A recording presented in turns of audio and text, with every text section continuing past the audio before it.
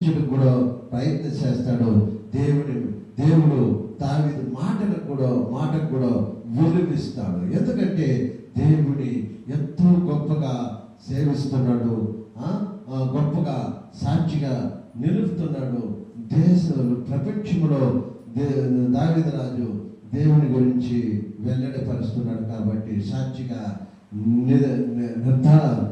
నిజంగా ఉన్నాడు కనుక ఆయన మాటలకు దేవుడు అంగీకారం ఇస్తున్నాడు. హల్లెలూయా.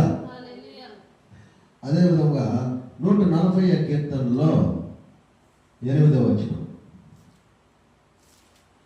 140 కీర్తనలో 8వ వచనం, యెహోవా భక్తిహీనుల కోరికలను తీర్చకము, యెహోవా భక్తిహీనుల కోరికలను తీర్చకము, వారు అతిశయించకుండునట్లు వారి ఆలోచనను కొనసాగింపకము. ఆమేన్. హల్లెలూయా. వారికి అలాంటి మూర్ఖత్వమైనటువంటి కార్యములు వారి ద్వారా ఫలించకుండా చేసినట్లయితే వారు మారుతారు. వారికి అలాంటివి జరుగుతున్నప్పుడు వారు ఏం చేస్తారు? దాని గురించి సంతోషిస్తూ ఉంటారు కదా. అలాంటి మూర్ఖత్వమైనటువంటి అలాంటి చెడ్డవి వారికి కానియకుండా దాన్ని ఖండించము. వారి మీద చేయమని చెప్పడం లేదు దేవుడు. వారికి ఇది జరగాలి, అది జరగాలి, వాళ్ళు అలాంటి వాళ్ళు అని చెప్తలేదు.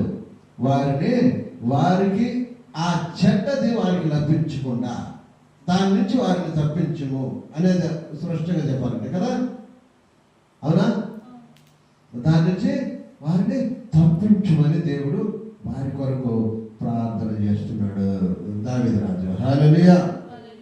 అదే 145 కీర్తన, 145 కీర్తనలో 1వ వచనము. హల్లెలూయా.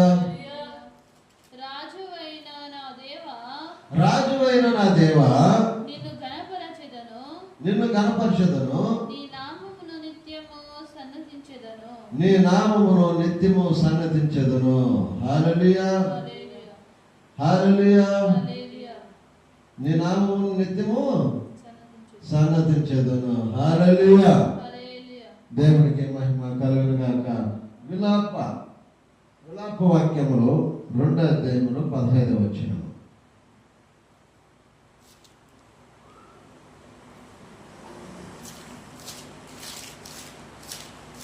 విలాప వాక్యంలో